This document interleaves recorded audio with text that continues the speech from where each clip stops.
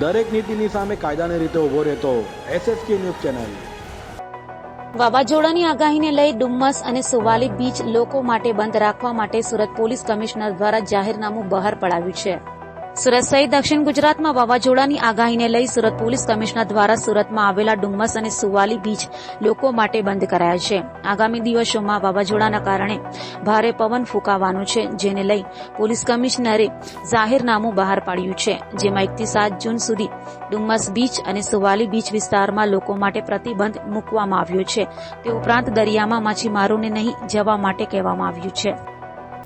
છેલ્લા 2-3 દિવસથી જે વાવાઝોડાનો આસાર આપણને મળ્યો છે અને હવામાન ખાતા તરફથી જે આગાહી છે કે માછીમારો જે છે દરિયો ખેડવા ના જાય અને આ સિવાય સહેલાણીઓ ડુમસ કે સુવાલી જેવા સુરત સિટીને સંલગ્ન જે દરિયા કિનારા છે કે જેમાં પોતાના આનંદ પ્રમોદ માટે પરિવારજનો સાથે જતા હોય છે તો એ ના જાય એના માટે આપણે પોલીસ કમિશનરશ્રીએ જાહેરનામું બહાર પાડી અને તારીખ 1 થી 7 સુધીમાં દરિયા કિનારે ના જવાની સૂચના આપવામાં આવી છે। ચોક્કસ વેકેશન હોવાના લીધે બાળકો સાથે પરિવારજનો સ્વાભાવિક રીતે દરિયા કિનારે જતા હોય છે અને ઘણો મોટો વિસ્તાર આમાં આવરી લેવામાં આવ્યો છે। પોલીસ અને પોલીસ સાથે સંકળાયેલા જે પણ હોમગાર્ડ્સ છે એ બધાને ત્યાં તૈનાત કરવામાં આવ્યા છે।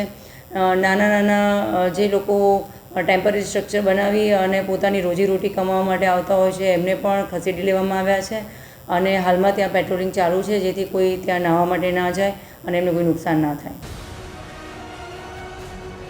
દરેક નીતિની સામે કાયદાની રીતે ઉભો રહેતો SSK ન્યૂઝ ચેનલ।